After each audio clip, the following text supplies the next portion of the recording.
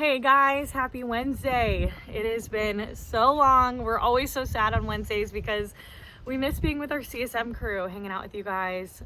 Ricky misses you guys like crazy.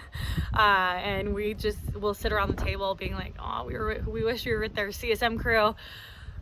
We were actually looking at like snowbird pictures and videos last night, but anyways, we really miss you guys, but we're grateful for this way to be able to communicate with you. It's really important that you are connecting with your small groups leaders during this time, that you're taking time to stay connected, to reach out if you need prayer, if you're going through a difficult time. I know I've had some girls in my small group reach out to me, so don't hesitate. We're here for that. We want to welcome that. So I tried to prop up this camera without being in the sun because Bueller would tell me that it doesn't look good on film. So I'm gonna try my best to stay here, but I really wanted to share with you guys just an encouragement during this weird season, right?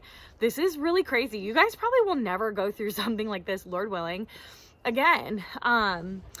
But what's crazy about this season is that our grandparents haven't gone through it.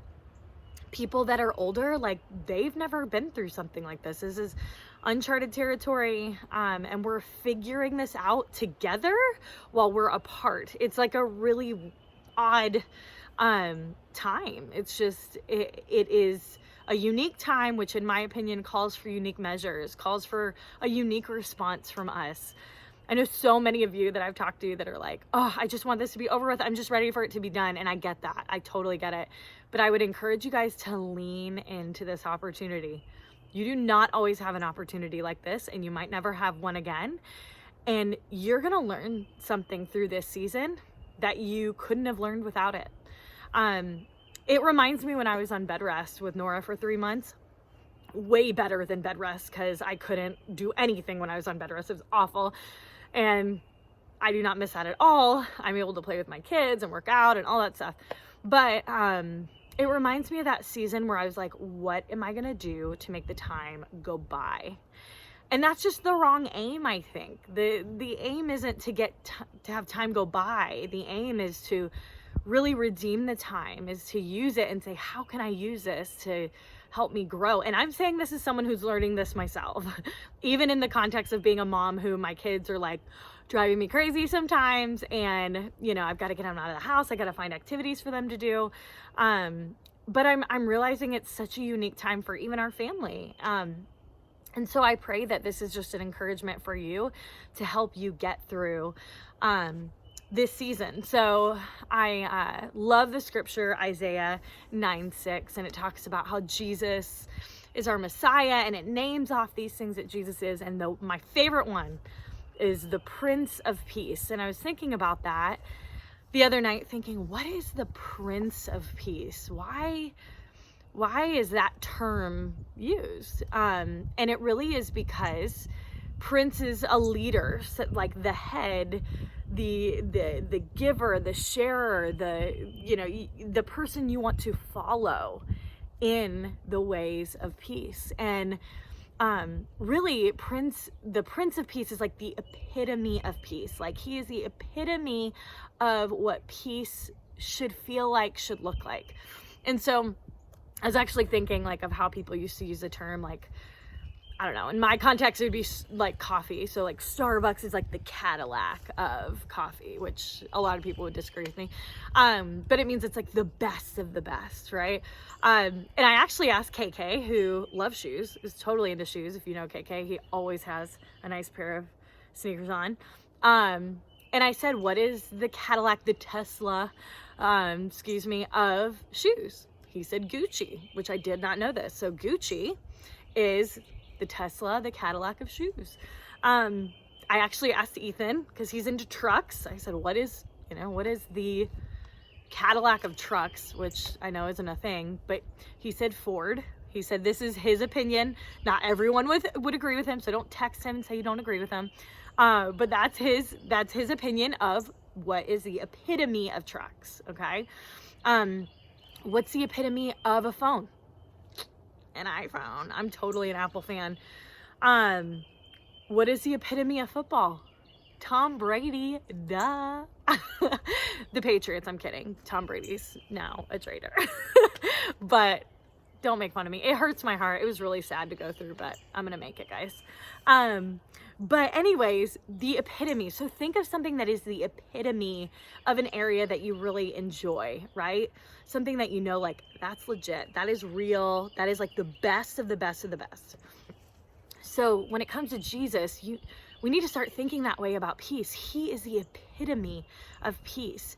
He is exactly what we're looking for when we're anxious or worried or concerned. He is everything we desire, that all encompasses peace in our lives. And I know some of you are like, Kara, I know, but it's not that easy. It's not that easy. I know. And I know we run to crazy things.